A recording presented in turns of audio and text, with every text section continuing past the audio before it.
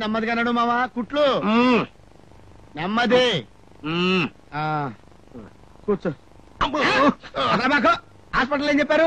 కదిలితే కుట్లు పోతా అని చెప్పారా? చెప్పారులేవాయ్. ఆ దిక్కుమాల బస్సులో ప్రయాణం చేసేసరికి ఆ కుదుపులకి కుట్లు ఉన్నాయో ఉన్నాయో కూడా తెలిసావట్లా. డాక్టర్ చూపించాలో ఏమిటో. ఎప్పుడు వచ్చానన్నా? ఇప్పుడేనన్నా. వెళ్ళిన పని అయిందా? కుట్ల మీద కుట్లు కుట్ల మీద ఎట్లా అవుతుందన్నా? మేం బయలుదేరేటప్పుడు పిల్ల ఎదురైందిలే. జరగవలసిన పని జరగపోగా జరగకూడని పని జరిగిపోయింది. కుట్లు నాన్న ఇంతకు సుగుణ వస్తుందా రాదా? ఎందుకు వస్తుందిరా? నువ్వేమో మెడబెట్టి గెంటేసి మీ అమ్మేమో పెట్టే బెడ బయటికి విసిరేసి పోపమ్మన్న తర్వాత పౌరుషం ఉన్న ఏ ఆడపిల్లైనా ఎందుకు వస్తుంది? అట్టా వస్తే ఇంట్లో ఉన్న బొచ్చుకొక్క కూడా దాన్ని గౌరవించుకో. ఒరే నా మాట విని నువ్వు వెళ్ళి దానికి 4 మంచి మాటలు చెప్పి తీసుకురా. ఇంటికి పెద్దవి నువ్వు పిలుస్తాను రాకపోతే దాని ఉద్దేశం ఏమిటి? ఆడదే దానికి అంత పొగరు పట్టుదల ఉంటే మగాన్ని నాకెంత ఉండాలి? అసలు ఏంట్రా నువ్వు అనేది? కుట్లో నువ్వు నోర్మై నోరు ఎత్తావంటే నీ నోరు కుట్టేస్తా. రేయ్ నీవన్నీ నీ తల్లి బుద్ధిలేరా? అందుకే కట్టుకున్న పిల్లని తరివేసి తీసుకురాకుండా పెద్ద కబుర్లు చెప్తున్నావు. కబుర్లు చెప్పాల్సిన కర్మ నాకు లేదు. అది రాని రాకపోని దాన్ని మాత్రం చస్తే నేను పిల్లలు. అలా అంటాడండి కుట్ల మావా. రేయ్ మాట మాట్లాడితే కుట్లు మామని కూర్చోబక్క. ఆ సరేగాని అబ్బాయిని ఏమన్నా సుఖం లేదురా. ముందు ఆ మహిళా మండలి అధ్యక్షురాలు పని పెడితేనే గాని మిగిలినవన్నీ దారికి రావు. ఏమయ్యా నాకు తెలియకుండా దాన్ని చూసొస్తావా? పైగా నా కొడుకు మనసు మార్చడానికి చూస్తావా? అవునే మనుషులు కలిసి ఉండాలి అని కోరుకునేవాడి కాబట్టి వాళ్ళిద్దరిని కలపాలని ప్రయత్నం చేశా. చూడు ఆ పిల్లని ఇంటికి తీసుకొచ్చి వాళ్ళ సంసారం చక్కబెట్టకపోతే నేను ఈ మేసం గొరిగించుకుంటా. నువ్వు మీసలే గొరిగించుకుంటావో గుండె ఎక్కించుకుంటావో నేను ప్రాణాలతో ఉండగా అది జరగదు. ముందు నువ్వు బతుకుంటా కదా. కుట్లు తెగిపోనే ఊడిపోనే. ఇవాళ వీళ్ళ అంతు చూడందే నేను వదలను. ఏమే ఈ రికార్డింగ్ డాన్స్ మోకని మన పంప మీదకి తీసుకురావద్దు అని చెప్పినా గానీ తీసుకొస్తావా? ఎట్టా చూప.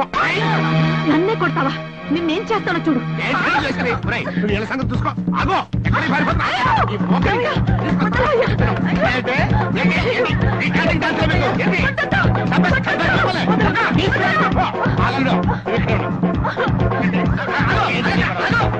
వీర్రాజు పళ్ళని కొట్టద్దురా, నా పరువు పోతుంది. ఏంటి పోయేది పరువు? అసలు పరువు ఉందా?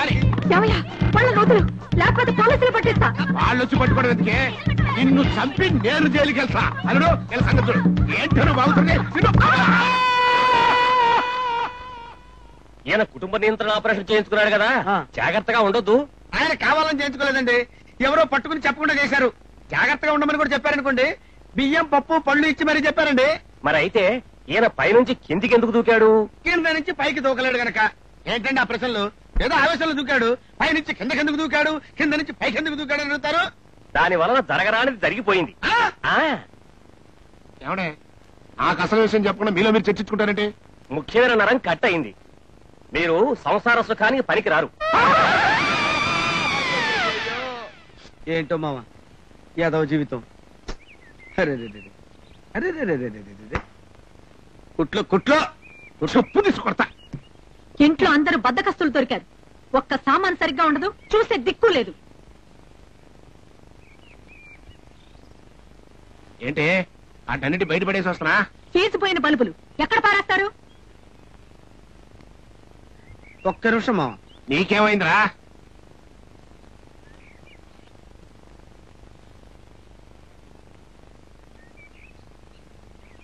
చూసావా మామ ఈ ట్యూబ్ లైట్? ఇది ఎలిగి కాంతినిచ్చే వరకే దీని జీవితం.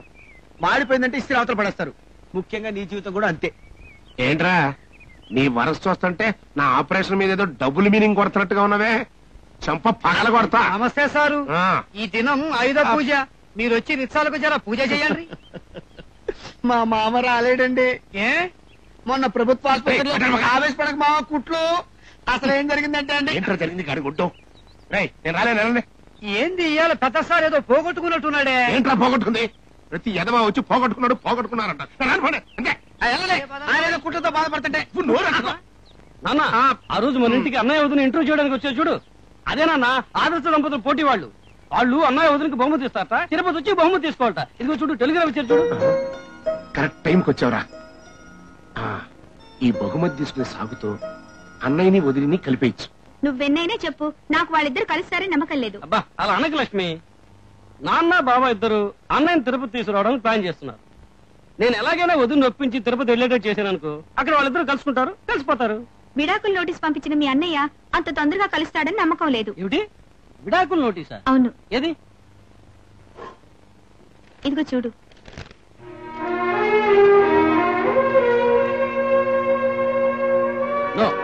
ఇది ఖచ్చితంగా మా అన్నయ్య పంపించుంటాడు. కింద మీ అన్నయ్య సంతకం చేశాడుగా.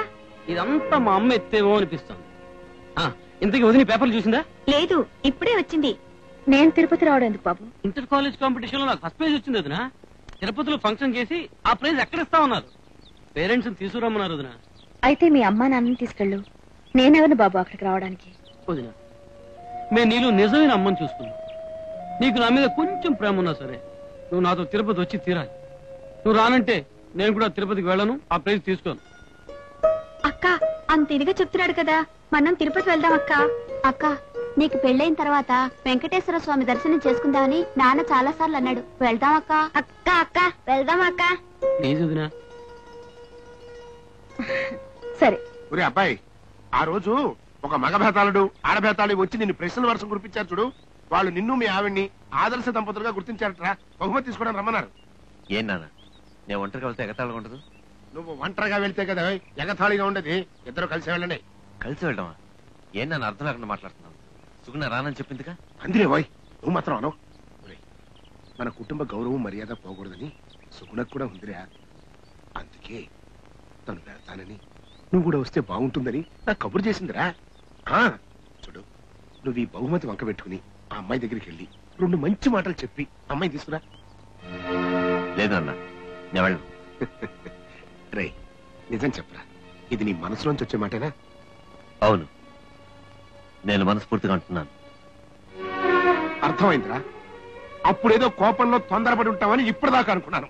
కానీ నువ్వు మీ అమ్మతో కలిసి కావాలని కుట్ర పని నా కోడల్ని బయటికి గంటావని నాకు ఇప్పుడే అర్థమైంది. రే కానీరా, మీ అమ్మ వాక్య నీకు వేదవాక్య అయితే ముందు ఆ పిల్లకి విడాకులు ఇచ్చి ఇంకో పెళ్లి చేసుకో. అవునరా? నీలాంటి మూర్ఖుడికి ఆడపిల్ల దొరకంగా లేంది. సుగుణ వంటి సుగుణవతికి ఒక మంచి కుర్రాడు దొరకడం కష్టం కాదు. కానీ ఒక్క మాట గుర్తుంచుకో, ఈ జన్మలో అట్లాంటి పిల్ల నీకు దొరకదు.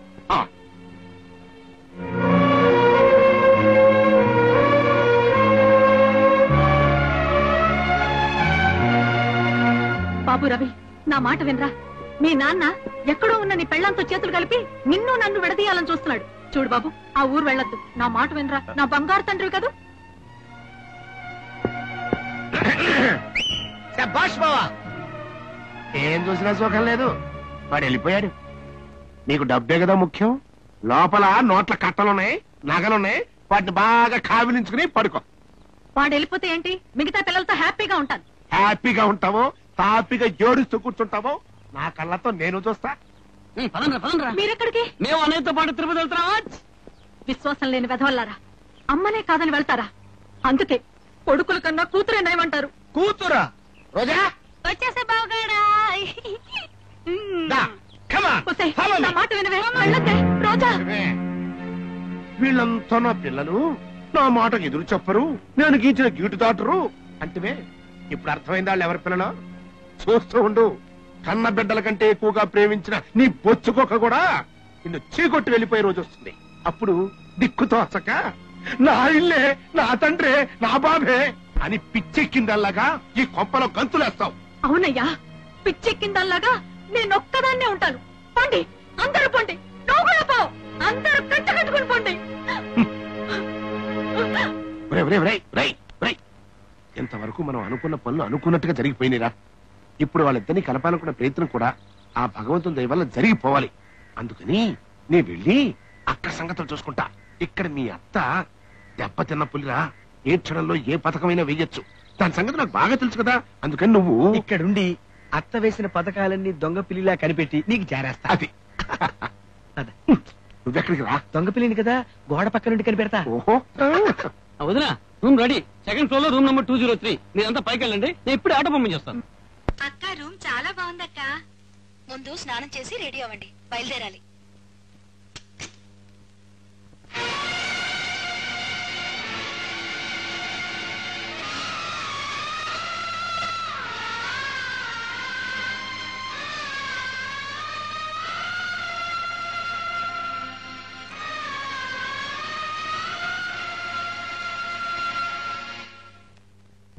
లక్ష్మి, పోదాం పదండి.